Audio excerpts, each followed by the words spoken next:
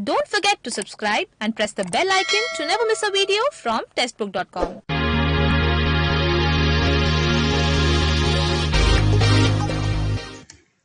Hello friends, a very warm welcome to all of you.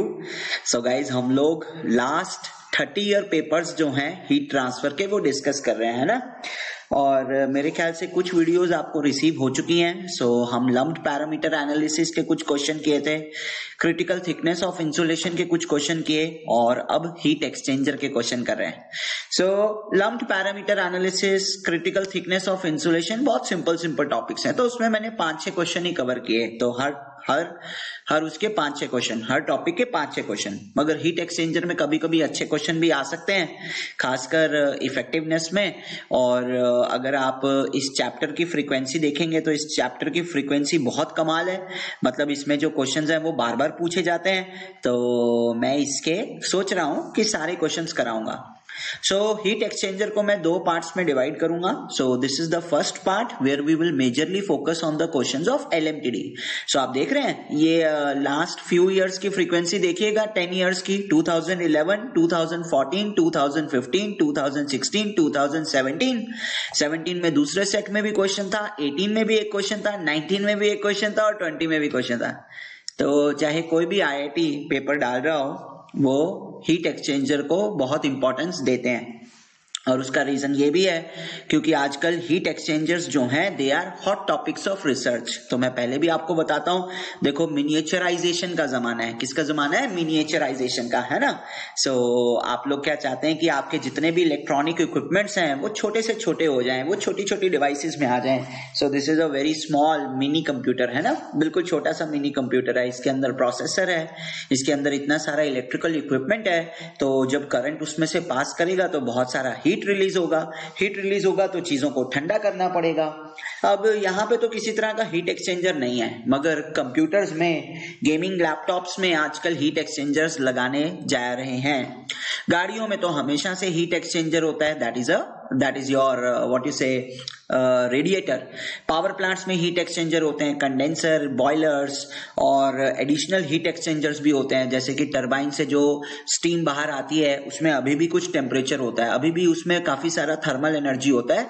It is capable of giving heat, so we use that steam to heat the air going into the boiler, है ना, इस तरीके से। और going into the compressor of the gas turbine power plant, इस तरीके से। तो आपका जो एसी है उसमें हीट एक्सचेंजर लगा हुआ है, इवेपोरेटर और कंडेंसर, तो हर जगह आपको हीट एक्सचेंजर्स दिखाई देंगे। तो डेफिनेटली बहुत इंपॉर्टेंट है। और ये जो एग्जांपल है, so this is a shell and tube type heat exchanger. तो हमारे गेट सिलेबस में हमें कंस्ट्रक्शन की पे तो इतना ध्यान देना नहीं है, हमें तो बेसिकली टेम्परेचर प्रोफाइल, एलएमटीडी और एनटीयू पे ध्यान देना है। तो चलो फिर एक काम करते हैं, क्वेश्चन सॉल्व करना चालू करते हैं। और क्वेश्चन में अगर कोई ऑब्जेक्टिव पॉइंट्स नजर आ रहे होंगे तो मैं आपको वो ऑब्जेक्टिव पॉइंट्स जरूर दिखाऊंगा, ठीक है। सो वैसे मैंने एक बार ही इन सभी क्वेश्चंस पे नजर मार ली है जस्ट वीडियो रिकॉर्ड करने से पहले। तो मेरे ख्याल से सारे क्वेश्चंस मैंने करेक्टली ही उठाए हैं, जहां से भी कॉपी पेस्ट किए हैं करेक्टली उठाए हैं। गेट क्वेश्चन है भैया, कॉपी पेस्ट ही करूंगा। तो चलो फिर, सो गेट 2000 से क्वेश्चन उठाना चालू किया है, लास्ट 20 इयर्स का क्वेश्चन है। सो वो कहता है air enters a counter flow heat exchanger. Which type of heat exchanger? Counter flow heat exchanger. तो आप सभी को याद होगा, तो हम जब भी हीट एक्सचेंजर दिखाते हैं, हम हीट एक्सचेंजर को इस तरह से रिप्रेजेंट कर सकते हैं कि एक बहुत बड़ा सा कंटेनर है which is perfectly insulated from outside. Now within this container there are 2 compartments. Sorry. In one of the compartment, the hot fluid will move, and in the other compartment, the cold fluid will move. So this is a counter flow heat exchanger. Therefore, the two will move in the opposite directions. Counter flow heat exchanger है तो दोनों opposite direction में move करेंगे। और ये वाली जो separating wall है इन 2 कंपार्टमेंट्स के बीच में, ये जो सेपरेटिंग वॉल है ये दरअसल परमिएबल वॉल है। So this wall allows the transfer of heat. So आप क्या करते हैं, आप ये लेफ्ट हैंड साइड को जहां से हॉट वाटर एंटर कर रहा है, हॉट फ्लूइड एंटर कर रहा है, उसको बोलते हैं x इक्वल टू 0। और राइट हैंड साइड को जहां से हॉट फ्लूइड एग्जिट कर रहा है उसको बोलते हैं x equal to L, where L is the length of the heat exchanger.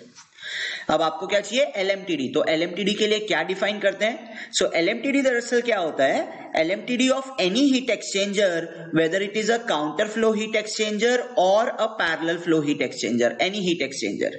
So LMTD of any heat exchanger is equal to theta naught minus theta L divided by natural log of theta not by theta L.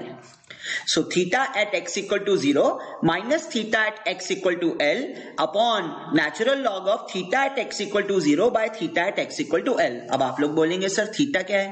So theta जो है वो hot और cold fluid का temperature difference है.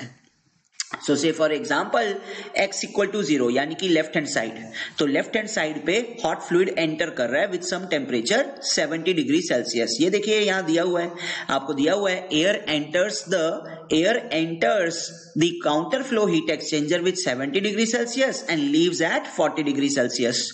सो ये क्या बन जाएगा, हॉट फ्लूइड का इनलेट टेम्परेचर बन जाएगा. ये क्या बन जाएगा, हॉट फ्लूइड का आउटलेट टेम्परेचर बन जाएगा. अब आप लोग बोलोगे सर आपने इसको हॉट फ्लूइड कैसे बोल दिया? क्यों?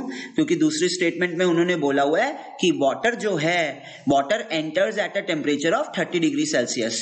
सो which fluid has more temperature, more inlet temperature? Air. So air will be the hot fluid.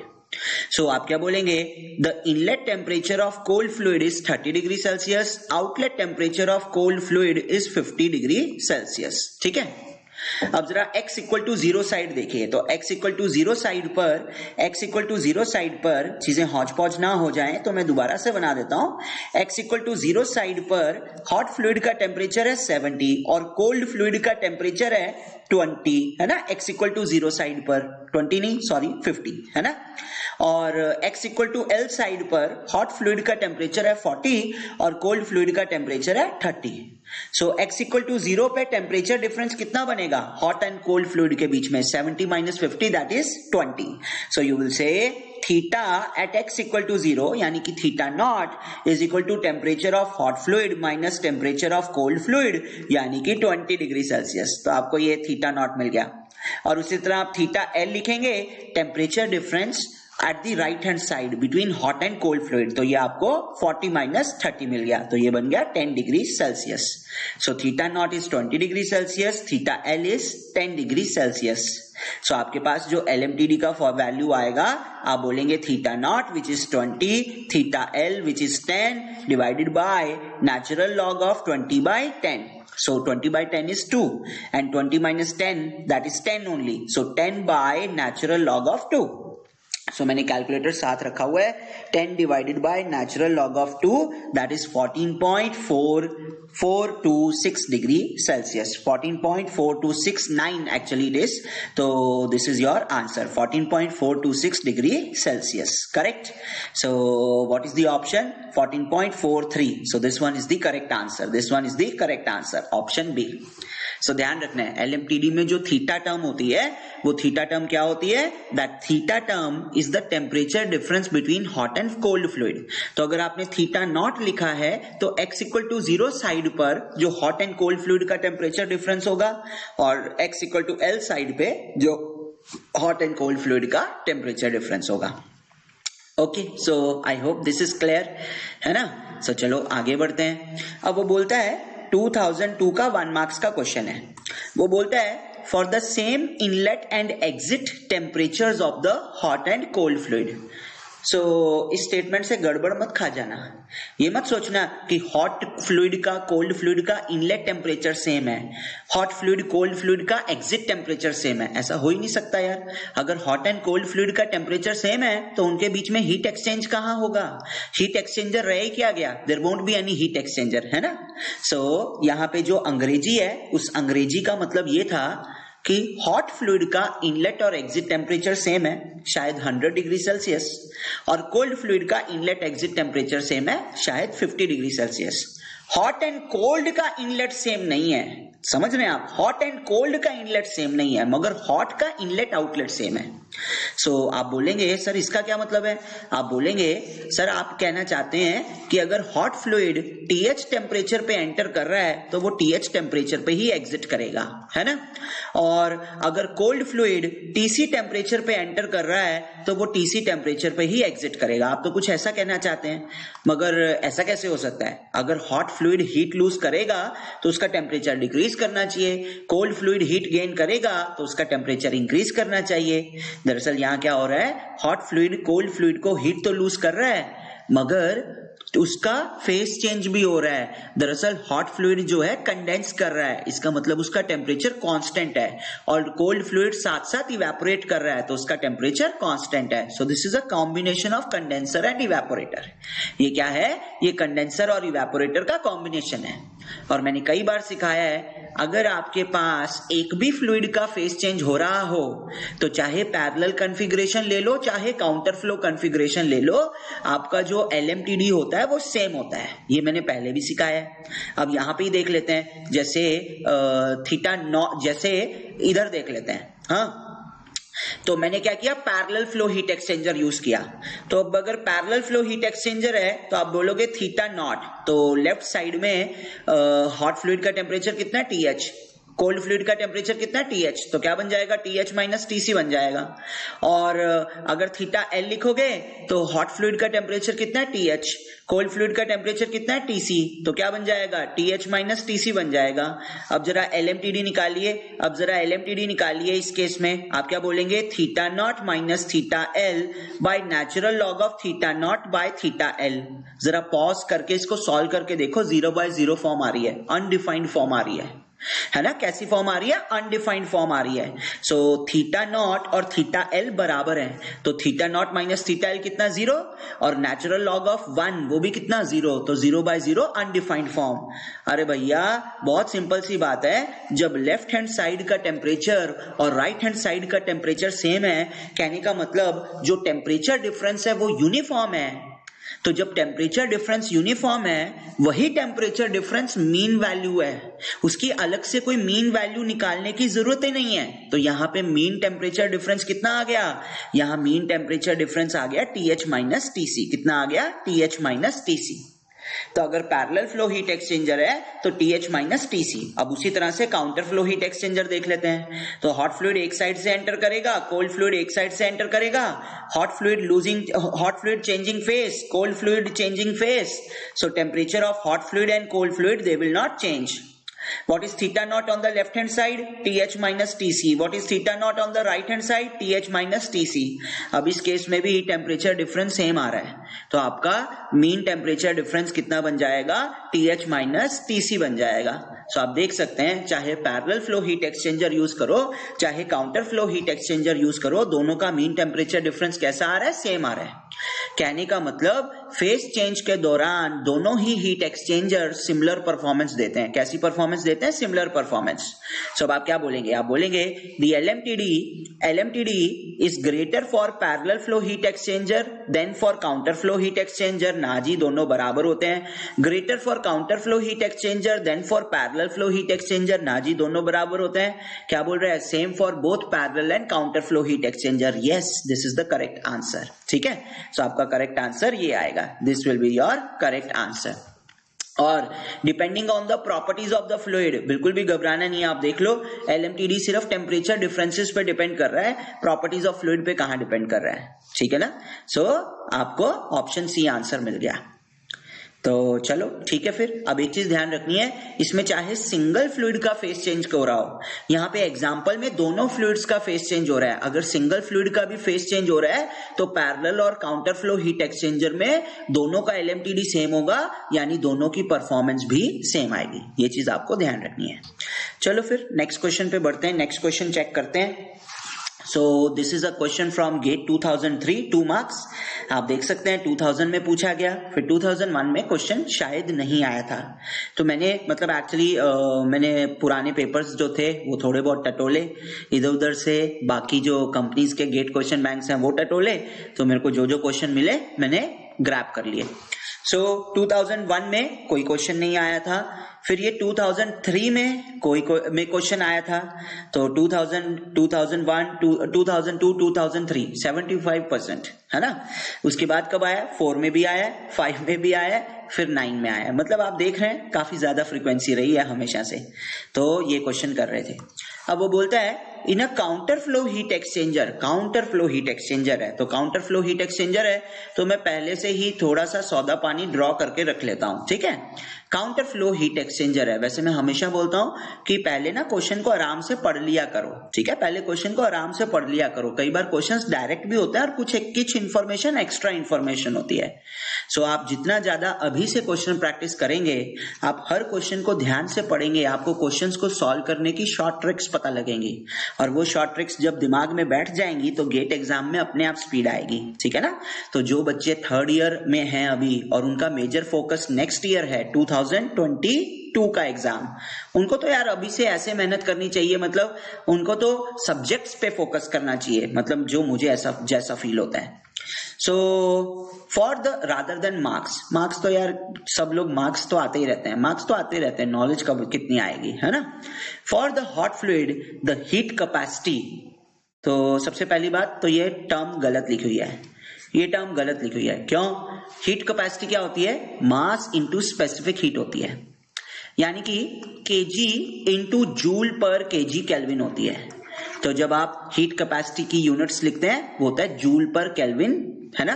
और फिर हीट कैपेसिटी रेट की यूनिट्स लिखते हैं तो हीट कैपेसिटी रेट क्या होता है? मास flow rate into specific heat, तो वो वॉट पर केल्विन बन जाती है।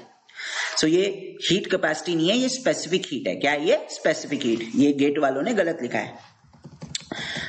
मतलब यहाँ तो गेट वालों ने गलत लिखा है, यहाँ जहां से मैंने क्वेश्चन उठाया है उन लोगों ने गलत लिखा है, किसी एक ने तो गलत लिखा है भैया, ठीक है ना। So heat capacity of the hot fluid, basically specific heat of the hot fluid. तो आप लोग भी इसको रेक्टिफाई कर लीजिए। सो मैंने अभी अभी खाना खाया है और डकार आ रहे हैं। स्पेसिफिक हीट कितना है? 2 joule per kg kelvin and mass flow rate is 5 kg per second. सो अगर मैं हॉट फ्लूइड की बात करूं तो हॉट फ्लूइड को मैं डिनोट करता हूं सबस्क्रिप्ट H से। So mass flow rate of hot fluid that is 5 kg per second, ठीक है ना।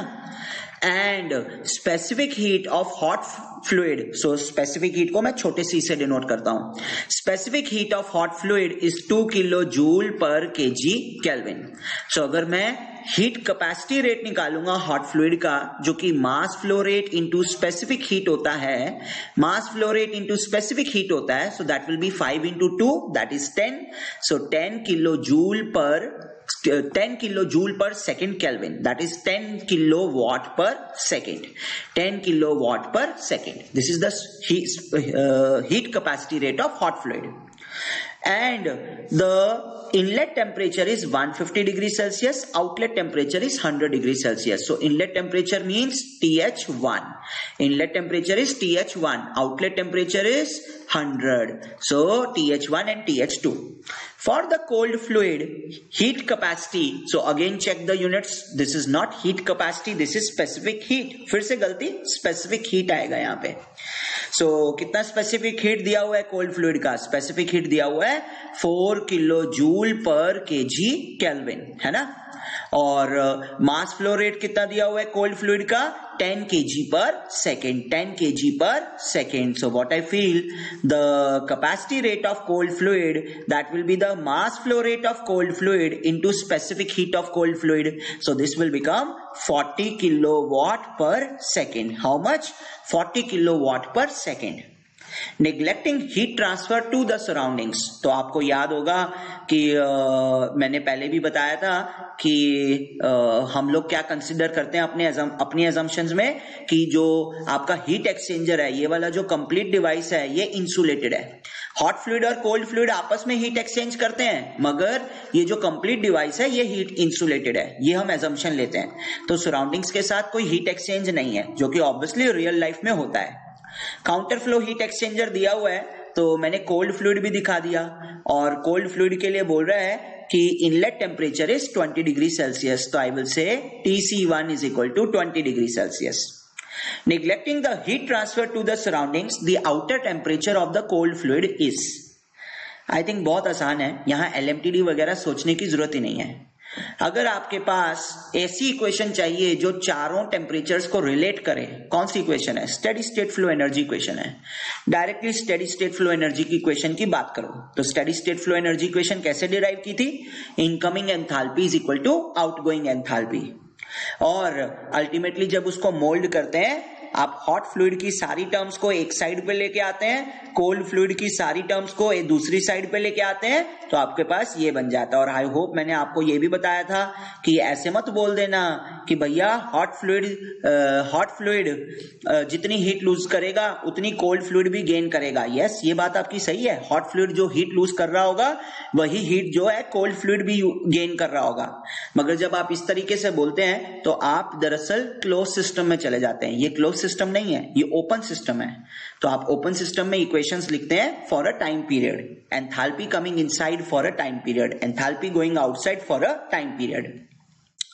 अब उस हिसाब से अगर मैं वैल्यूज डालूं, सो हॉट फ्लूइड का जो कैपेसिटी रेट है वो है 10 kilowatt per second. Don't worry about the units, इस क्वेश्चन में यूनिट्स कैंसल आउट होने वाली हैं। अभी देखते हैं कैसे। हॉट फ्लूइड का इनलेट टेम्परेचर कितना है? 150। आउटलेट टेम्परेचर कितना है? 100। कोल्ड फ्लूइड का कैपेसिटी रेट कितना है? 40 किलोवाट पर सेकेंड। सो आप देख सकते हैं ये वाली टर्म किलोवाट पर सेकेंड, ये वाली टर्म किलोवाट पर सेकेंड, तो दोनों यूनिट्स कैंसल आउट हो जाएंगी। इनटू TC2 हमें पता नहीं, जो कि हमें निकालना है, और TC1 हमें दे रखा है 20।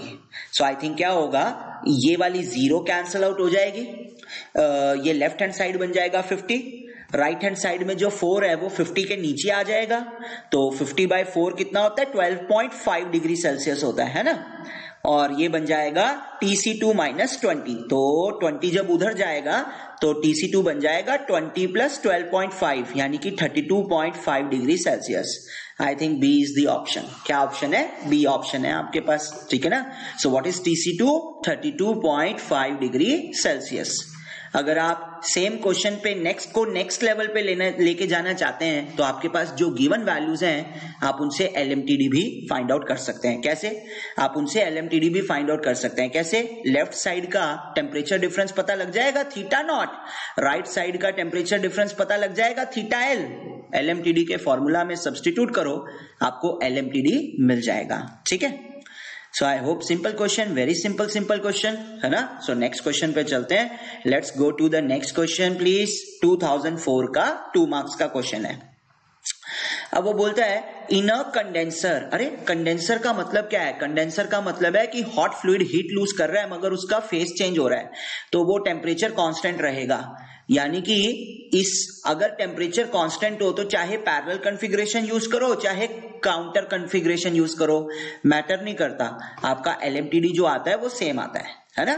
सो वो बोलता है there is a condenser and in the condenser the water enters at 30 degree Celsius and flows at a rate of 1500 kg per hour। यार कंडेंसेशन तो स्टीम का होता है और ये वाटर लिखा हुआ है, तो इसका मतलब वाटर जो है कोल्ड फ्लूइड है। कैसा है water is the cold fluid, है ना। सो यहाँ पे पानी आ गया और पानी का मास फ्लो रेट दे रखा है, पानी का इनलेट टेम्परेचर दे रखा है। So TC1 is equal to 30 degree Celsius and mass flow rate of cold fluid that is 1500 kg per hour, right. Okay, now वो बोलता है the condensing steam is at a temperature of 120 degree Celsius. So whether you draw parallel और you draw counter, it will not matter, performance will be same. So steam is getting condensed, so temperature will remain constant and how much is this temperature? TH1 is equal to TH2 is equal to 120 degree Celsius. It says and the cooling water, so basically this water is cooling down the steam, this water is absorbing heat from the steam, that's why steam is getting condensed. So this water is performing the function of cooling, that's why we call it as cooling water. So basically this is the water which goes back to the cooling towers. Cooling water leaves the condenser at 80 degrees Celsius. So what is the exit temperature? 80 degrees Celsius. Specific heat of water is this. If the overall heat transfer coefficient is 2000 watt per meter square Kelvin, what is the heat transfer area? So they are asking you the area. They are asking you the area of heat exchange, that is A. Guys, I hope you remember from steady state flow energy equation, the heat transfer rate is equal to the heat capacity rate of hot fluid into TH1 minus TH2 is equal to heat capacity rate of cold fluid into TC2 minus TC1, obviously, and this will be equal to UA into LMTD, where U is the overall heat transfer coefficient. Obviously, in this particular case, I cannot use this formula. Why I cannot use this formula? Because hot fluid is changing phase. तो hot fluid की sensible heating नहीं हो रही. ये तो sensible heating के terms में है ना. यहाँ पे latent heating के terms में आना चाहिए. किसके terms में आना चाहिए? Latent heating के terms में आना चाहिए. But obviously, मैं दूसरा formula use कर सकता हूँ. मैं ये वाला formula use कर सकता हूँ. इसका मतलब अगर मुझे heat capacity rate of cold fluid पता लग जाए, outlet temperature of cold fluid, inlet temperature of cold fluid, overall heat transfer coefficient और एलएमटीडी पता लग जाए, तो मुझे एरिया ऑफ हीट एक्सचेंज भी पता लग जाएगा. तो आओ चेक करते हैं, एक एक करके टर्म्स निकालना चालू करते हैं. So this is the outlet temperature of cold fluid, that is 80 degrees Celsius. So let me write the values over here. So TC2 is equal to 80 degrees Celsius. The inlet temperature of cold fluid, that is 30 degrees Celsius. TC1 is equal to 30 degrees Celsius. दो values तो solve हो गई. अब capacity rate of cold fluid निकालते हैं. तो capacity rate of cold fluid यानी कि mass flow rate of cold fluid यानी कि specific heat of cold fluid.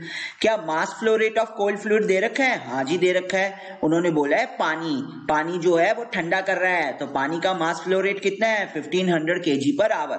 So this will become 1500 kg per hour, यानी कि 1500 by 3600 kg per second. And what is the specific heat of water? Specific heat of water is 4187. अब आप बोलेंगे sir आपने 4187 क्यों लिखा?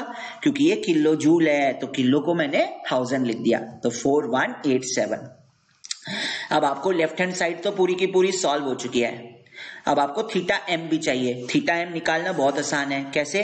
Theta M is equal to theta naught minus theta L by natural log of theta not by theta L. बहुत आसान है इसको सॉल्व करना. आप बोलेंगे कैसे? अरे भैया हॉट फ्लूइड की दोनों साइड टेम्परेचर कितनी है? 120 डिग्री सेल्सियस. तो अगर मैं थीटा नॉट लिखूंगा, मेरे ख्याल से थीटा नॉट बन जाएगा 120 minus 30 that is 120 minus 30 that is 90, और थीटा एल बन जाएगा 120 माइनस 80 दैट इज 40. सो ये बन जाएगा नेचुरल लॉग ऑफ 90 by 40. अब आप बोलोगे कि सर आपने ये कैसे लिख दिया? क्योंकि ये देखो जो स्टीम है वो 120 पे एंटर कर रही है, 120 पे लीव कर रही है, और जो वाटर है वो कितने पे एंटर कर रहा है? 30 पे एंटर कर रहा है और 80 पे लीव कर रहा है ना, ऐसे. तो लेफ्ट साइड का टेम्परेचर डिफरेंस कितना हुआ? 90. राइट साइड का टेम्परेचर डिफरेंस कितना हुआ? 40. उस तरीके से. सो ये मैंने LMTD की वैल्यू भी निकाल लेनी है अब यहां से. सो मेरे ख्याल से मुझे कुछ एक्स्ट्रा स्लाइड लगा लेनी चाहिए, नहीं तो चीजें हौच पौच सी लगेंगी, है ना. सो एक्स्ट्रा स्लाइड लगा ही लेते हैं. मैं सोच रहा था कि एक सिंगल स्लाइड में क्वेश्चन हो जाएंगे, बट ऐसा नहीं है. इतने सिंपल भी नहीं है, इतने छोटे भी नहीं है. तो 50 divided by natural log of 9 divided by 4, 90 minus 40 जो होता है 50 होता है, और नेचुरल लॉग ऑफ 9 by 4, तो ये वैल्यू आ रही है 61.65 डिग्री सेल्सियस आ रही है. अब इन सभी नॉन वैल्यूज को हम सब्स्टिट्यूट करेंगे हमारी इक्वेशन में. सो क्या कहते हैं? Heat capacity rate of cold fluid जो कि हमने निकाला 1500 by 3600 into 4187 into TC2 minus TC1 that is 80 minus 30, and this is equal to U which is 2000. U की वैल्यू जो है क्वेश्चन में मेंशन की गई है 2000 watt per metre square kelvin. Area into logarithmic temperature difference. तो logarithmic temperature difference मैंने कितना निकाला? 61.657. तो मेरे कैलकुलेटर में 61.657 है. सो अगर हम एरिया की वैल्यू निकालेंगे, तो एरिया की वैल्यू निकालने के लिए बाकी सभी टर्म्स को दूसरी साइड ले जाएंगे. सो 1500 divided by 3600 into 4187 into 2000, sorry not 2000, into 50. 80 minus 30 कितना होता है? 50 होता है. Divided by 2000 into 61.657. सो ये बन जाएगा 1500 divided by 3600 and multiplied by 4187 multiplied by 50 divided by 2000 and divided by 61.657. So guys, मेरा जो आंसर आ रहा है that is 0.707 मीटर स्क्वायर. कितना आ रहा है? 0.707 metre square. So let me check कोई ऑप्शन है क्या? So yes, A option is the correct answer. Don't worry, ऐसा नहीं है कि इन्होंने तो पहला ही ऑप्शन दे रखा है, कहीं ये तो नहीं कि ये गलत आंसर है और उन्होंने कंफ्यूज करने के लिए दिया हुआ है. टेंशन नहीं लेने का, हमने बिल्कुल मेथड सही लगाया है. और याद रखो, जब एक भी फ्लूइड फेस चेंज करता है तो पैरेलल और काउंटर फ्लो हीट एक्सचेंजर, इन दोनों का LMTD सेम आता है. So I hope question clear है. मैंने बस इतना ही किया, मैंने steady state flow energy equation का इस्तेमाल किया, क्योंकि steady state flow energy equation temperature values को, मीन टेम्परेचर डिफरेंस को, एरिया को, ओवरऑल हीट ट्रांसफर कोफिशिएंट को रिलेट करती है. बस इतना ही सही फंडा लगाया है. चलो फिर नेक्स्ट क्वेश्चन पे चलते हैं. नेक्स्ट क्वेश्चन चेक करते हैं. अच्छा हाँ, ये थोड़ा सा सही क्वेश्चन है, क्योंकि इस क्वेश्चन से हमें पता लगता है कि कैसे counter flow heat exchanger better है. सो गाइस देखो वो क्या कहता है कि hot oil is cooled from 80 degree Celsius to 50 degree Celsius in an oil cooler which uses air as the coolant. तो दो फ्लूइड्स हैं. ऑयल जो है वो हॉट फ्लूइड है, ऑयल जो है हॉट फ्लूइड है, और ऑयल का जो टेम्परेचर है वो 80 से 50 जा रहा है. तो इसका मतलब inlet temperature of oil is TH1 80 degree Celsius, outlet temperature of oil is TH2 50 degree Celsius. और जो कूलिंग फ्लूइड है that is air. So air का यानी कि कोल्ड फ्लूइड का जो इनलेट टेम्परेचर है वो है 30 डिग्री सेल्सियस और आउटलेट टेम्परेचर है 40 डिग्री सेल्सियस. ठीक है, ये दिया हुआ है. अब वो कहते हैं the designer uses an LMTD value of 26 degree Celsius. वो कह रहे हैं कि इस जो डिजाइनर ने LMTD लिया है वो 26 डिग्री सेल्सियस का है. तो ये कौन से टाइप का हीट एक्सचेंजर है? तो एक काम करते हैं, दोनों कॉन्फ़िगरेशन लेते हैं और दोनों कॉन्फ़िगरेशंस के लिए यानी पैरेलल और काउंटर फ्लो हीट एक्सचेंजर के लिए LMTD निकाल के देखते हैं. तो ये मैंने लिख दिया पैरेलल और ये मैंने लिख दिया काउंटर. एक काम करते हैं यार, नई स्लाइड ही लगा लेते हैं, फिर चीजें हौच-पौच होंगी तो मजा नहीं आएगा. सो ये मैंने ले लिया पैरेलल और फिर हम काउंटर की भी बात करेंगे. सो पैरेलल में ऑयल का इनलेट टेम्परेचर कितना है? 80 है ना, 80 है. और ऑयल का आउटलेट टेम्परेचर कितना है? 50. एयर का इनलेट टेम्परेचर कितना है? 30. और एयर का आउटलेट टेम्परेचर कितना है? 40. सो मेरे ख्याल से लेफ्ट हैंड साइड यानी कि थीटा नॉट टेम्परेचर डिफरेंस कितना बन जाएगा? 80 माइनस 30 यानी कि 50. Right hand side temperature difference कितना बनेगा? थीटा एल यानी कि 50 minus 40 10.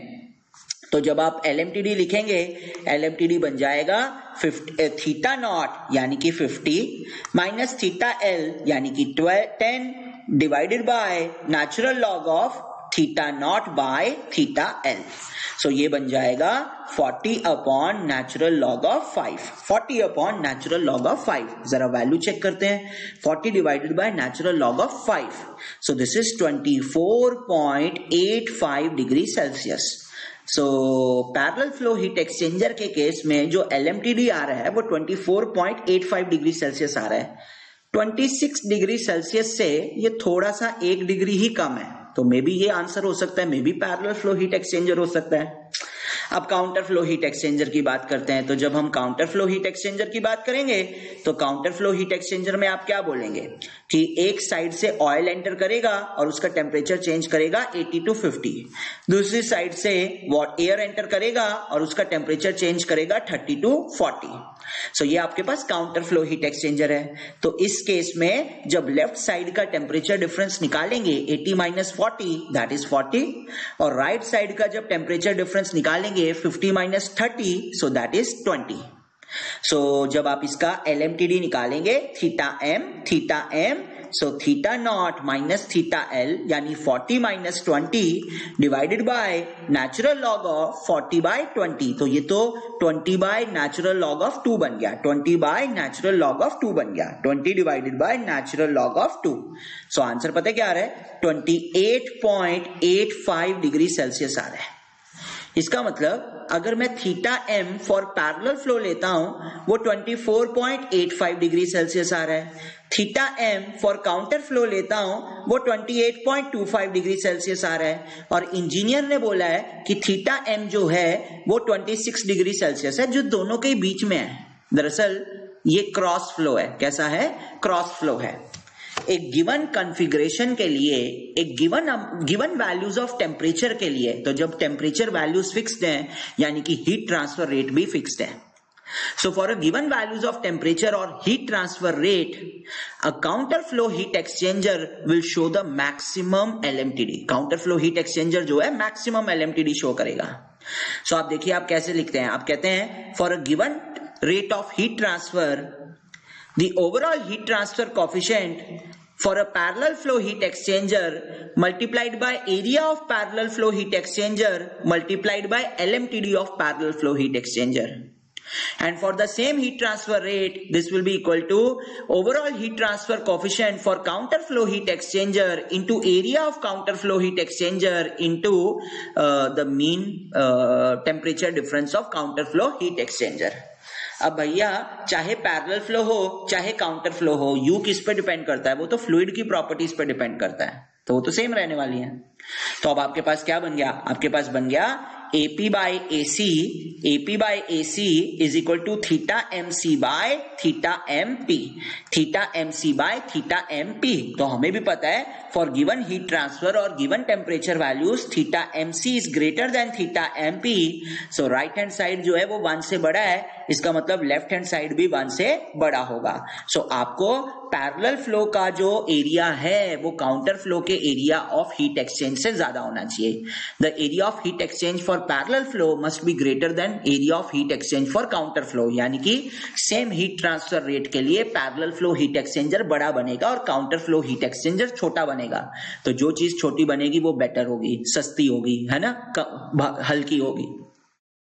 So counter flow heat exchanger shows a better performance। तो ये चीज आप ध्यान रख सकते हैं। So आपको ध्यान रखना है कि for a given heat transfer rate, the ratio of areas of parallel flow heat exchanger to counter flow heat exchanger is inversely proportional to the ratio of LMTDs।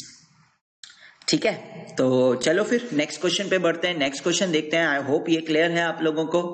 Next question पे जाते हैं। तो ये 2009 का क्वेश्चन है, 2 marks का।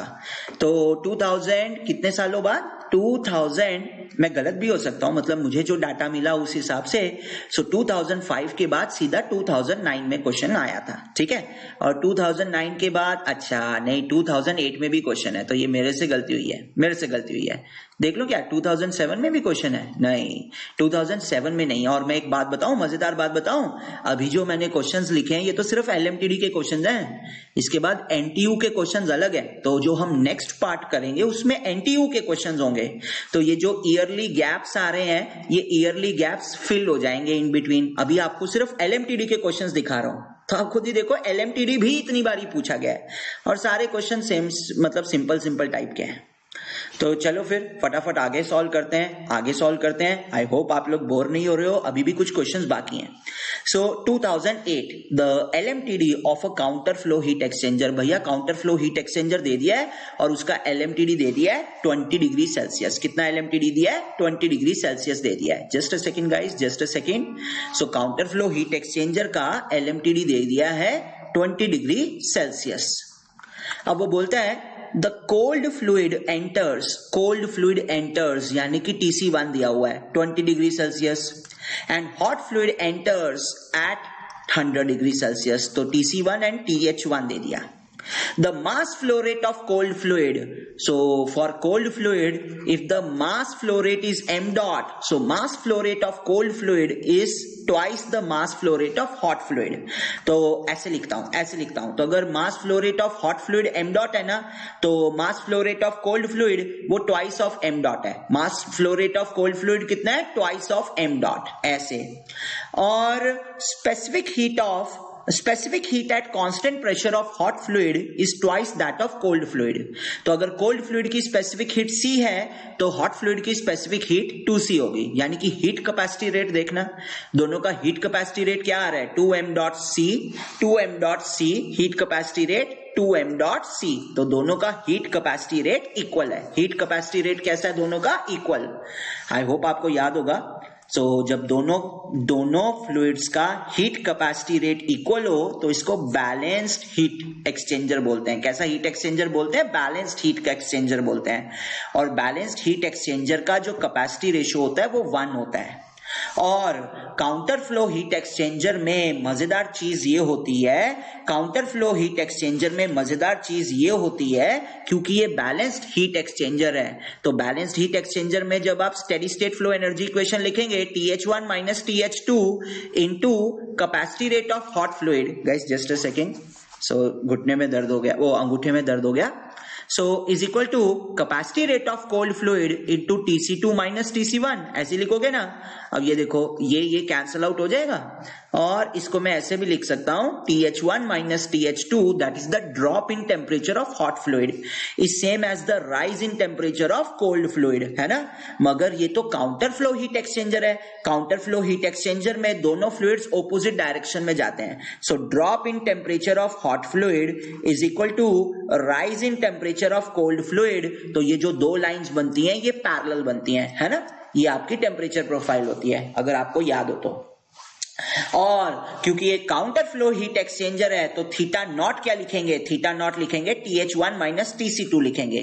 Theta L क्या लिखेंगे? TH2 माइनस TC1 लिखेंगे. सो आप क्या बोलेंगे? आप सीधा बोलेंगे कि TH1 माइनस TC2, मैं ये TC2 को लेफ्ट साइड में ले गया और TH2 को राइट साइड में ले गया तो TH2 माइनस TC1 आ गया. हाँ जी. तो theta not is equal to theta L आ गया. So counter flow heat exchanger अगर बैलेंस्ड हो तो theta not is equal to theta L होता है और वही थीटा M भी होता है. वही चीज आपकी थीटा M भी होती है. अब वो आपको क्या बोल रहे हैं? वो exit temperature of the cold fluid बोल रहे हैं. करना बहुत आसान है, बहुत ही आसान है. आओ देखते हैं कैसे. सो हमें पता है for balanced counter flow heat exchanger theta m is equal to theta naught is equal to theta L. So theta m is equal to TH1 minus TC2 is equal to TH2 minus TC1. यही चीज याद रखनी है. ये balance flow heat exchanger में होता है, parallel flow heat exchanger में नहीं होता. पैरेलल फ्लो हीट एक्सचेंजर में यहाँ TC1 होता है और यहाँ पे TC2 होता है और ये थीटा m इन दोनों के बराबर नहीं हो सकता. This is not true for parallel flow heat exchanger. अब जरा देखिए क्या क्या दिया हुआ है. थीटा m दिया हुआ है भाई 20 और TC1 भी दिया हुआ है 20 और मेरे ख्याल से TH1 दिया हुआ है 100, है ना. तो 100 minus TC2 is equal to 20 and TH2 minus 20 is equal to 20. अब आप कोई भी इक्वेशन यूज करिए, वन ऑफ द अननोन्स निकल जाएगा. अब इन्होंने क्या अननोन निकालने को बोला है? इन्होंने TC2 निकालने को बोला है. तो TC2 निकालने को बोला है तो पहली इक्वेशन यूज कर लो. तो क्या बोलोगे? 20 is equal to 100 minus TC2. तो TC2 को उधर ले जाओ, 20 को राइट साइड ले आओ तो TC2 will be equal to 80 degree Celsius. अगर exit temperature of hot fluid पूछा होता तो TH2 minus 20 is equal to 20 तो TH2 की वैल्यू जो है 40 आ जाती है. समझ आ गया ना. सो काउंटर फ्लो हीट एक्सचेंजर अगर बना रहे हैं, ये वाला काउंटर फ्लो हीट एक्सचेंजर बना रहे हैं तो हॉट फ्लूइड एंटर कर रहा है 100 पे और लीव कर रहा है 40 पे और कोल्ड फ्लूइड जो है वो एंटर कर रहा है 20 पे और लीव कर रहा है 80 पे. समझ रहे हैं ना आप. तो ये आपके पास काउंटर फ्लो हीट एक्सचेंजर आ गया है. ठीक है जी. Okay, so this is very simple question, direct question है ना. थोड़ा सा लॉजिक लगाना है, आपका आंसर आ जाएगा. तो चेक कर लेते हैं ऑप्शंस. तो ऑप्शंस क्या है? अरे भाई 40 दे रखा है तो 40 तो TH2 है, मगर TH2 मतलब exit temperature of hot fluid, मगर यहाँ exit temperature of cold fluid पूछा हुआ है. तो TC2 पूछा हुआ है तो 80 डिग्री सेल्सियस आ जाएगा. तो चलो फिर नेक्स्ट क्वेश्चन देखते हैं. नेक्स्ट क्वेश्चन करते हैं. In a condenser of a power plant. अरे वाह, कंडेंसर है तो इसका मतलब हमारे को फेस चेंज हो रहा है तो पैरेलल यूज करूंगा, काउंटर यूज करूंगा, कोई फर्क नहीं पड़ने वाला. तभी इन क्वेश्चंस में मेंशन भी नहीं किया होता कि पैरेलल लेना है या काउंटर लेना है. देख लो कहीं भी मेंशन नहीं किया होगा. The steam condenses eight a temperature of 60 degree Celsius. तो हमेशा हॉट फ्लूइड कंडेंस करता है, तो इसका मतलब स्टीम हमारा स्टीम ही होगा, हॉट फ्लूइड है ना। तो TH1 बन जाएगा 60 और TH2 भी बन जाएगा 60। So TH1 and TH2 are equal, they are 60। TH1 and TH2 are equal, they are 60. While the cooling water enters at 30 degrees Celsius and leaves at 45 degree Celsius. Predict the LMTD। तो बहुत आसान है, अब आप चाहे parallel flow heat exchanger ले लो, तो steam जो है 60 पे एंटर कर रही है और 60 पे लीव कर रही है, और वाटर जो है वो 30 पे एंटर कर रहा है, 45 पे लीव कर रहा है। तो theta not left hand side का टेम्परेचर डिफरेंस क्या बन जाएगा? That will B 60 minus 30 which is 30 degree Celsius. Right hand side का टेम्परेचर डिफरेंस क्या बन जाएगा? 60 minus 45 which is 15 degree Celsius. ठीक है ना। सो मेरे ख्याल से जब आप LMTD निकालेंगे तो theta naught minus theta L यानी 30 minus 15 divided by natural log of theta not by theta L यानी 30 बाय 15। तो 15 बाय ln2 आ गया। न्यूमरेटर कितना है? 15। डिनोमिनेटर कितना है? ln2। So 15 divided by natural log of 2, 21.6 degree Celsius. So theta m की value क्या आई है? 21.6 डिग्री सेल्सियस आ गई है। सो आई थिंक बहुत सिंपल है ना, ये क्वेश्चंस आप कर ही सकते हैं। सो देख लेते हैं, अगर सेम क्वेश्चन ही रिपीट हो रहा है तो टाइम को बचा लेंगे और कुछ और कर लेंगे। सो वो बोलता है नहीं, इसमें हल्का सा डिफरेंस है, चेक कर लेते हैं। सो वो बोलता है कि अ double pipe counter flow heat exchanger. तो जब भी आप सोचते हो डबल पाइप तो बोलते हो पाइप के अंदर पाइप, तो एक फ्लूइड अंदर की पाइप में जाएगा और दूसरा फ्लूइड बाहर की पाइप में जाएगा। सो वो बोलते हैं a double pipe counter flow heat exchanger transfers heat between two water streams। तो दोनों ही फ्लूइड पानी है, यानी कि दोनों का स्पेसिफिक हीट सेम होगा, मगर मास फ्लो रेट डिफरेंट हो सकता है। द ट्यूब साइड वाटर, तो बेसिकली ट्यूब के अंदर। सो जब भी आप बोलते हैं ना ट्यूब, सो देखो कई बार इंडस्ट्रीज में इसको भी डबल पाइप हीट एक्सचेंजर बोलते हैं। क्यों? क्योंकि ये आपके पास छोटा पाइप है जिसके अंदर एक फ्लूइड होगा, और ये आपके पास बड़ा पाइप है जिसके अंदर दूसरा फ्लूइड होगा। तो ये जो बड़ा पाइप है ना, इसको शेल बोलते हैं, और छोटे पाइप को ट्यूब बोलते हैं। तो ट्यूब के अंदर समझ आई? तो कहां पे थे हम? ये क्वेश्चन में थे। तो ट्यूब के अंदर जो वाटर है that is eight 19 litre per second and is heated from. So heated का मतलब ये कोल्ड फ्लूइड था, इसको गर्म कर रहे हैं। Heated from 10 degree Celsius to 38 degree Celsius. So मैं क्या बोलूंगा? For cold fluid the incoming temperature is 10 degree celsius, outgoing temperature is 38 degrees Celsius, and the mass flow rate, so actually not mass flow rate, it is discharge is 19 litre per second. अब इसको litre per second ही रहने देता हूं, क्योंकि मैंने question अभी देख लिया था ना फटाफट, तो मुझे पता है कि लीटर पर सेकेंड जो है कैंसल आउट हो जाएगा। सो घबराने की जरूरत नहीं है। So it says it is and the shell side water, तो जो बड़ी पाइप है उसमें जो पानी है, so that water is flowing at a rate of 25 litre per second with an entry temperature of 46 degree Celsius.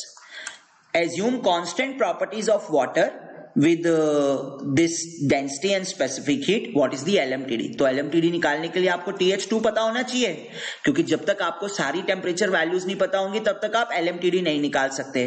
तो पहले TH2 फाइंड आउट करना पड़ेगा। तो जब आपको 3 टेम्परेचर नोन हो और एक टेम्परेचर निकालना हो, तो steady state flow energy equation is the best thing. So capacity rate of hot fluid into TH1 minus TH2 is equal to capacity rate of cold fluid यानी कि TC2 माइनस TC1। अब capacity rate of hot fluid कैसे लिखते हैं? Mass flow rate into specific heat, यानी कि density of hot fluid into discharge of hot fluid. तो ये तो बन गया आपके पास डिस्चार्ज ऑफ हॉट फ्लूइड, ये तो आपके पास बन गया मास फ्लो रेट, और mass flow rate into specific heat, तो ये बन गया capacity rate TH1 minus TH2। उसी तरह density of cold fluid into discharge of cold fluid into specific heat of cold fluid, ये बन गया TC2 माइनस TC1। भैया क्वेश्चन में लिखा हुआ है कि दोनों ही वाटर की स्ट्रीम्स हैं, तो डेंसिटी सेम रहेगा, स्पेसिफिक हीट सेम रहेगा, कैंसल आउट। और उन्होंने यहां पे ऐसा क्यों लिखा? Assume constant properties of water, क्योंकि भैया हॉट फ्लूइड का टेम्परेचर ज्यादा है तो उसकी डेंसिटी कम हो सकती है। कोल्ड फ्लूइड का टेम्परेचर कम है तो उसकी डेंसिटी ज्यादा हो सकती है, तो वो कह रहे हैं ये डेंसिटी डिफरेंस कंसिडर करने की जरूरत नहीं है, मानो कि हॉट और कोल्ड फ्लूइड का डेंसिटी सेम है, हॉट एंड कोल्ड फ्लूइड का स्पेसिफिक हीट सेम है। अब देखो अगर मैं डिस्चार्ज को लीटर पर सेकंड में भी डाल देता हूं तो भी मुझे घबराने की जरूरत नहीं है, क्योंकि लीटर पर सेकंड कैंसल आउट हो जाएगा। सो what is the discharge of hot fluid? It is 19 liter per discharge of cold hot fluid 25 liter per second. कितना है? 25 liter per second है। So 25 liter per second into TH1 which is 46 degrees Celsius minus TH2 which I do not know is equal to discharge of cold fluid which is 19 liter per second into TC2 minus TC1 which is 18 minus 10. So I think what will happen? 46 minus TH2 is equal to 19 into 28 by 25 and TH2 this will be equal to 46 minus 19 into 38 by 25। तो आपको TH2 की value मिल जाएगी। So find out कर लेते हैं। 19 into 38 divided by 25। I hope मैंने इस values सही डाल दी हैं, नॉट 38 28 सॉरी 28। वैल्यू जरूर कंफर्म कर लेना बेटा। सो 38 माइनस 10 बिल्कुल सही है, 46 हाँ सही है। सो 19 इंटू 28 डिवाइडेड बाय 25 और this will B minus from 46। So you are getting 24.72 degrees Celsius. What is the exit temperature of hot fluid? 24.72 degrees Celsius. Okay. Now check. We are talking of counterflow heat exchanger. So this is the hot fluid. This is the cold fluid. So hot fluid enters at 46 degrees Celsius and leaves at 24.72 degrees Celsius. Cold fluid enters at 10 degrees Celsius and leaves at 38 degrees Celsius. So what is theta naught? Theta naught is equal to 8.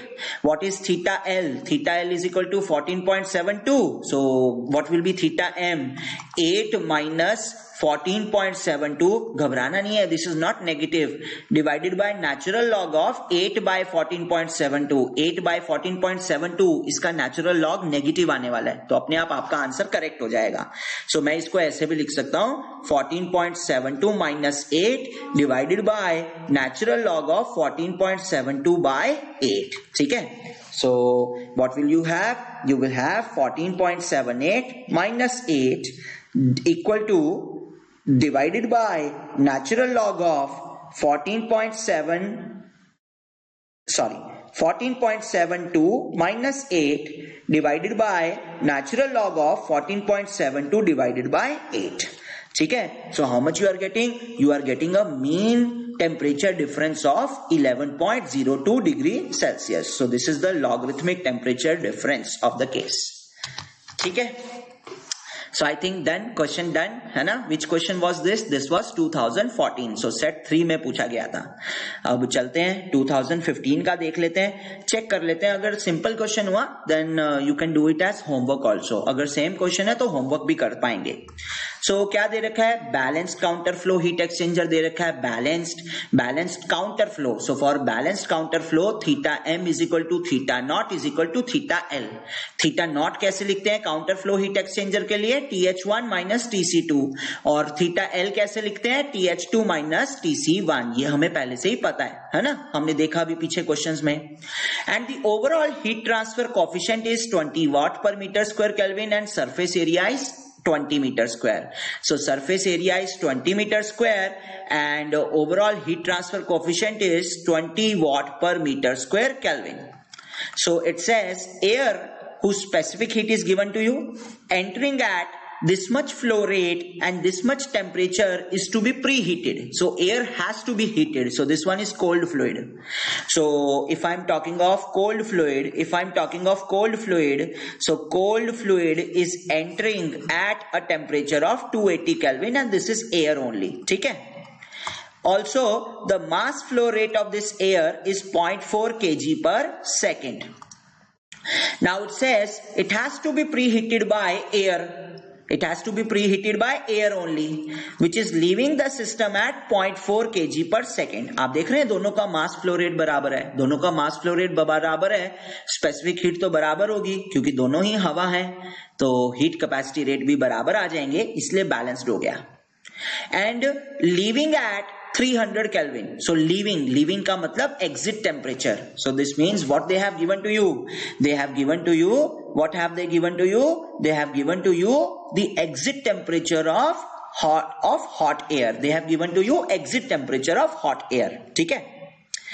अब वो बोलता है कि find out the outlet temperature of preheated air. So they want you to find out the temperature TC2, है ना?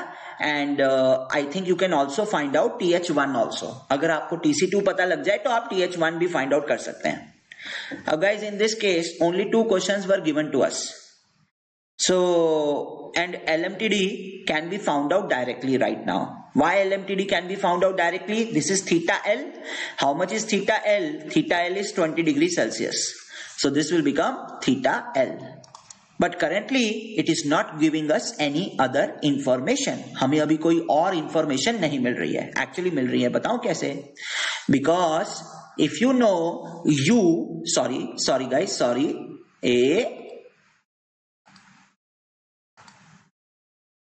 where is the question? वो question हिल गया यार. हाँ, this is the question. So where were we? हाँ. So you know the value of theta m, you also know the value of u, you also know the value of a. So this means you know the value of q dot, है ना?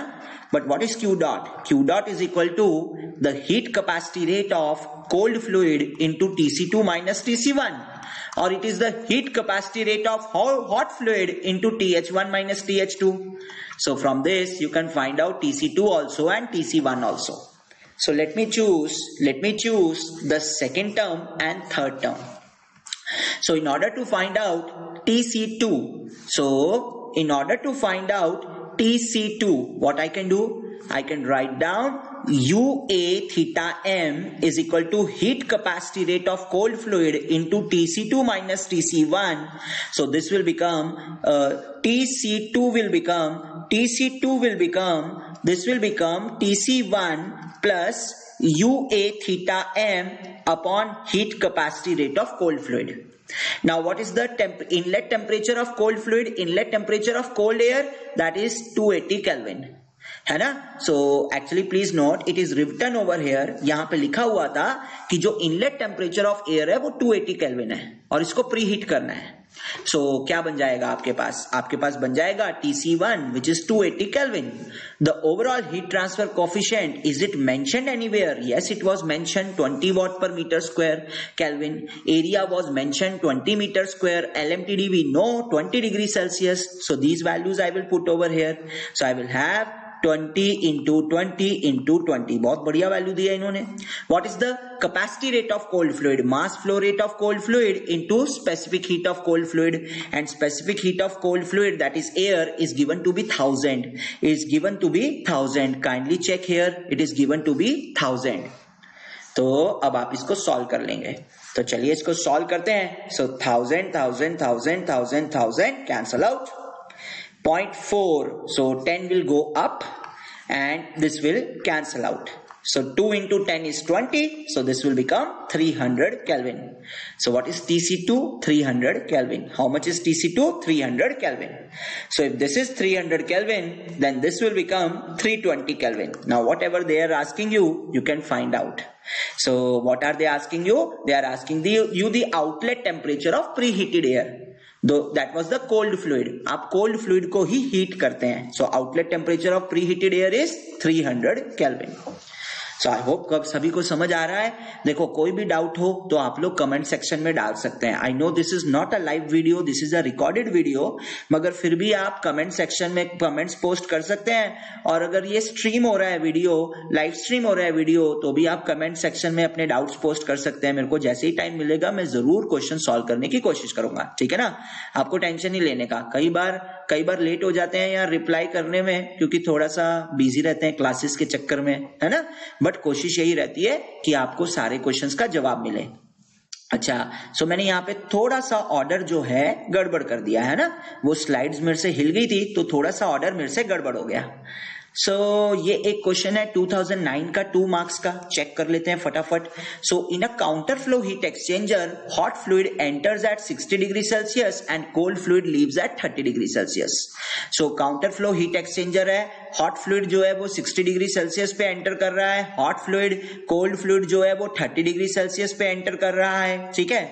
The mass flow rate of hot fluid is 1, so m dot of hot fluid is 1 and mass flow rate of cold fluid is 2 kg per second. Specific heat of hot fluid is 10 and specific heat of cold fluid is 5. So this means the capacity rate will be 10, capacity rate will be 10. तो ये तो भैया balanced counter flow, balanced heat flow exchanger हो गया है ना।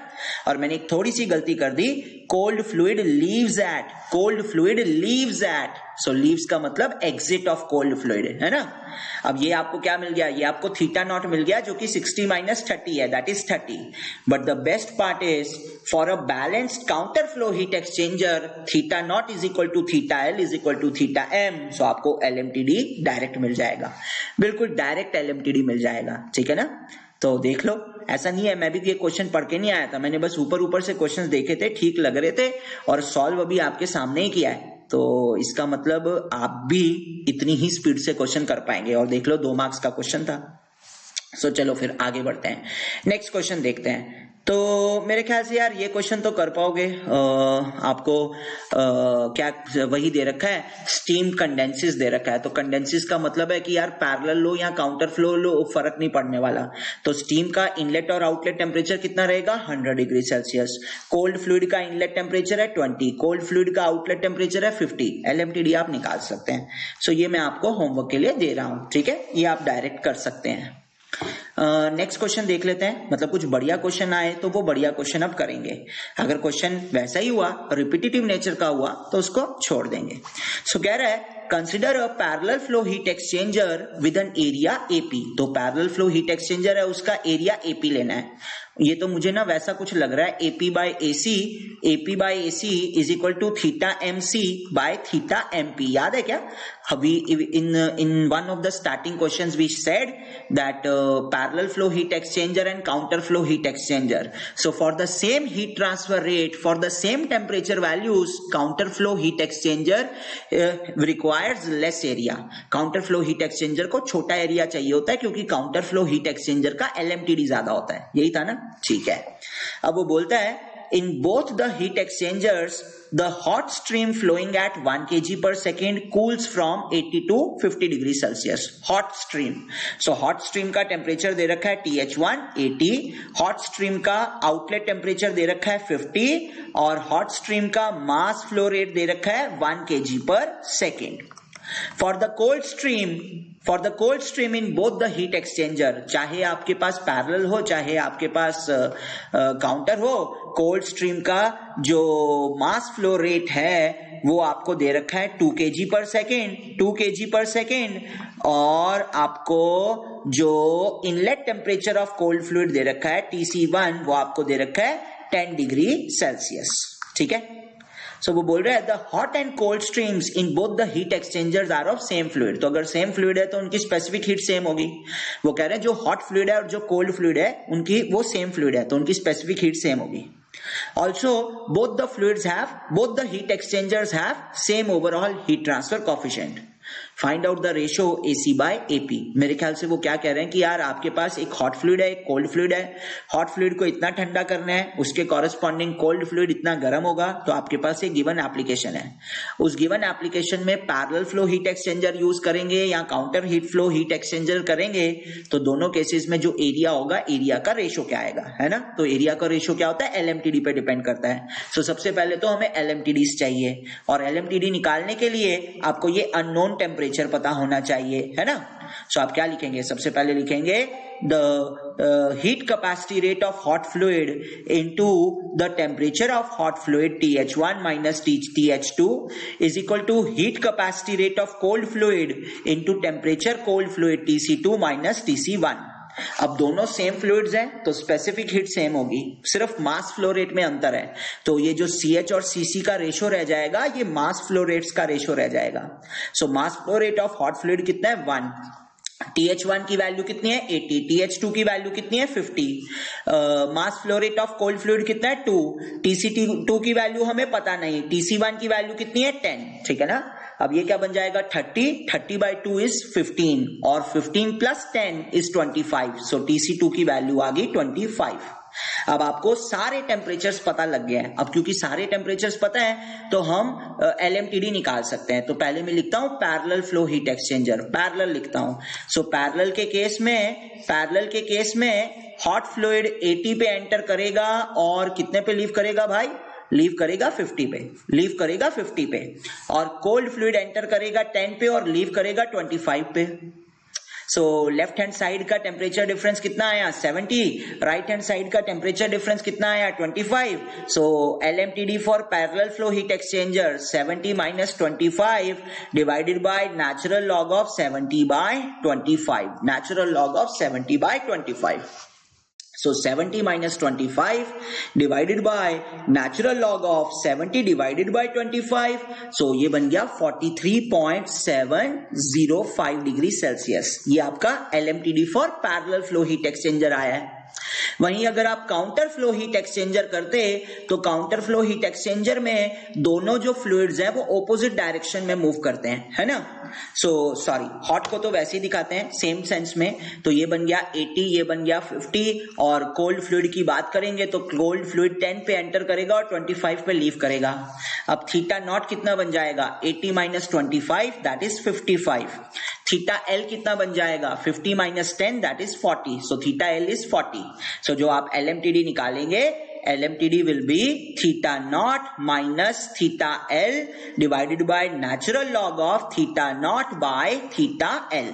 So I think this will be 15 divided by natural log of 55 divided by 40. So ये आपके पास आ रहा है 47. So mean LMTD of counter flow heat exchanger is 47.102 degree Celsius. सो अब हमें AC by AP चाहिए। हमें क्या चाहिए AC by AP, हमें चाहिए AC by AP। सो अगर AC by AP चाहिए तो वो बन जाएगा theta MP by theta MC बन जाएगा। और सोचो, पॉज करके सोचो जरा, ये रेशो 1 से कम आएगा या ज्यादा आएगा? रेशो 1 से कम आएगा। क्यों? क्योंकि AC छोटा होता है। गिवन एप्लीकेशन के लिए काउंटर फ्लो हीट एक्सचेंजर का एरिया कम होता है। तो मैंने थीटा MC कितना निकाला है 47.102 निकाला है, और थीटा MP कितना निकाला है 43 पॉइंट समथिंग निकाला है 43.705। तो ये आप रेशो ले लीजिए, आपका आंसर आ जाएगा 43.705 डिवाइडेड बाय 47.102। तो ये आंसर आ रहा है 0.9278। सो this is the ratio of 2 areas. ठीक है, सो आई होप ये क्वेश्चन क्लियर है, सिंपल क्वेश्चन है। और नेक्स्ट क्वेश्चन देख लेते हैं एक बारी। तो नेक्स्ट क्वेश्चन क्या कह रहा है, तो in a counter flow heat exchanger water is heated at a rate of, तो वाटर हीट हो रहा है, यानी कि ये वैल्यू आपकी TC1 बन जाएगी और ये वैल्यू आपकी TC2 बन जाएगी। ठीक है, और mass flow rate of water दे रखा है, तो mass flow rate of cold fluid दे रखा है। तो by an oil which enters at a temperature of 120 degree Celsius, तो आपको TH1 दे रखा है, and leaves at a temperature of 60 degree celsius, TH2 दे रखा है।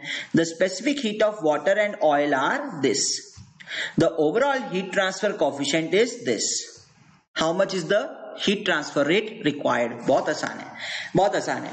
Heat transfer rate, heat transfer area required, अगर आपको याद हो तो हीट ट्रांसफर रेट क्या कहता है कि कोल्ड फ्लूइड की specific heat capacity rate into TC2 minus TC1, ये किसके बराबर होती है UA थीटा M के बराबर होती है। तो ये क्वेश्चन मैं सॉल्व नहीं कर रहा, आप पर छोड़ रहा हूं। सो थीटा M निकल जाएगा क्योंकि चारों टेम्परेचर वैल्यूज पता है। ओवरऑल हीट ट्रांसफर कोएफिशिएंट दे रखा है 400, TC2 दे रखा है 80, TC1 दे रखा है 40, पानी का मास फ्लो रेट दे रखा है, पानी का स्पेसिफिक हीट दे रखा है, तो पानी का कैपेसिटी रेट पता लग गया। आप इस इक्वेशन से एरिया निकाल सकते हैं। सो मेरे ख्याल से क्वेश्चन आप डायरेक्ट कर सकते हैं। सो मैं इस क्वेश्चन को सॉल्व नहीं कर रहा हूं अब आप इसका, मेरे ख्याल से हम ये क्वेश्चन पहले भी कर चुके हैं इस तरह का, तो आप इसका फोटो ले लीजिए और इस क्वेश्चन को सॉल्व कर लीजिएगा अगर आपके पास नहीं है तो ये 2017 का सेट 2 का क्वेश्चन है, 2017 का सेट 2 का क्वेश्चन है। और एक बार चेक कर लेते हैं, मेरे से थोड़ी सी स्लाइड्स इधर उधर हो गई थी, तो ये क्वेश्चन मैं आपको दे चुका हूं होमवर्क के लिए, है ना। This is a question for homework only, this is a question for homework. And let us check what about this one. This one is also a question of homework क्योंकि ऐसा क्वेश्चन हम कर चुके हैं। और what about this one? अब ये वाला देख लेते हैं। Steam in the condenser of a thermal power plant. So steam है, condenser है, अरे भैया काउंटर फ्लो लो, पैरेलल फ्लो लो, कोई फर्क नहीं पड़ने वाला, is to be condensed at temperature of 30 degree Celsius. तो जब स्टीम की टेम्परेचर 30 डिग्री सेल्सियस है तब उसको कंडेंस करना है with cooling water which enters the tube 14 degree Celsius and 22 degree Celsius. TC1 पता है, TC2 पता है, TH1 पता है, TH2 पता है, TC1 TC2 TH1 TH2, है ना। तो LMTD आ जाएगा, थीटा m आ जाएगा। The total surface area of the tube is 50 metre square. तो एरिया की वैल्यू पता है, ओवरऑल हीट ट्रांसफर कोफिशिएंट पता है, तो UA theta m is the heat transfer rate, आपका हीट ट्रांसफर रेट निकल जाएगा। तो इस तरह से करना है आपको, ठीक है ना। मैंने ऐसे क्यों किया, क्योंकि हॉट फ्लूइड कोल्ड फ्लूइड का मास फ्लो रेट नहीं दे रखा था, इसलिए भी ऐसा किया। और अब आप कोल्ड फ्लूइड का मास फ्लो रेट भी निकाल सकते हैं। क्यों? क्योंकि आपको Q डॉट पता लग गया, UA थीटा m, और अगर Q डॉट पता लग गया तो आप लिख सकते हैं the mass flow rate of cold fluid into specific heat of cold fluid into TC2 minus TC1। Cold fluid कौन सा? पानी। पानी की स्पेसिफिक हीट हमें पता होती है, पानी का मास फ्लो रेट निकल जाएगा। और आप ऐसे भी लिख सकते हैं mass flow rate of hot fluid into latent heat of hot fluid, है ना। तो अगर latent heat of hot fluid पता हो तो आपको स्टीम का भी मास फ्लो रेट पता लग जाएगा। सो अब जो क्वेश्चंस हैं एक्चुअली वो बार बार रिपीट ही हो रहे हैं, तो अब ये क्वेश्चंस मैं आपको होमवर्क के लिए दे रहा हूं। So hot and cold fluid enter a parallel flow double tube heat exchanger, तो 115 डिग्री सेल्सियस एट रिस्पेक्टिवली। तो ये आपको TH1 दे रखा है, TH1 दे रखा है, ये आपको TC1 दे रखा है, दोनों के हीट कैपेसिटी रेट्स दे रखे हैं। If the outlet temperature is 45 degree Celsius find out the LMTD। तो आपको 3 टेम्परेचर पता है, पहले आप एक अननोन टेम्परेचर निकालेंगे और फिर LMTD का फॉर्मूला लगाएंगे तो LMTD आ जाएगा। सो ये क्वेश्चन भी डायरेक्ट है, और लास्ट वाला तो बिल्कुल ही डायरेक्ट है। काउंटर फ्लो हीट एक्सचेंजर दे रखा है, ये बन गया आपका TH1, ये आपका बन गया TH2, ये आपका बन गया TC1, ये आपका बन गया TC2। आराम से निकल जाएगा। मेरे ख्याल से आंसर आएगा डायरेक्ट 40 डिग्री सेल्सियस। क्यों? क्योंकि काउंटर फ्लो हीट एक्सचेंजर में TH1 माइनस TC2 ये होता है थीटा नॉट। तो हॉट फ्लूइड का इनकमिंग टेम्परेचर 102 है और कोल्ड फ्लूइड का आउटगोइंग टेम्परेचर 42 है, तो 102 माइनस 42 ये बन जाएगा 40। आई एम सॉरी, मतलब मैंने नहीं सॉरी, डिफरेंट आएगा आंसर, डिफरेंट आएगा, मैंने गड़बड़ कर दी, मैंने मिस्टेक कर दी कैलकुलेशन में। ठीक है, sorry. So TH1 is 102, TC2 is 42, TH2 is 65 and TH1 is 25। Question को पढ़िए, बिल्कुल डायरेक्ट आंसर निकलेगा, LMTD निकालना है। So these are the questions that have been asked in LMTD in last 20 years. मगर अभी हीट एक्सचेंजर के और भी क्वेश्चंस हैं जो कि NTU मेथड से रिलेटेड हैं। सो आज के लिए बस इतना ही। आज हमने LMTD के क्वेश्चन प्रैक्टिस किए हैं, और जो लास्ट में मैंने क्वेश्चंस दिए हैं होमवर्क के वो रिपीटेटिव क्वेश्चंस थे, तो एक बार इनको सॉल्व जरूर कर लो, थोड़ा सा प्रैक्टिस हो जाएगा। और जो नेक्स्ट वीडियो रहेगा वो NTU के क्वेश्चंस पे रहेगा, ठीक है। So I hope you like the video. कोई डाउट हो तो कमेंट सेक्शन में पूछ लो, या चैट, मतलब किसी भी तरीके से पूछ सकते हो, आप डायरेक्टली रीच आउट भी कर सकते हो। सो ठीक है फिर, thank you so much, bye bye.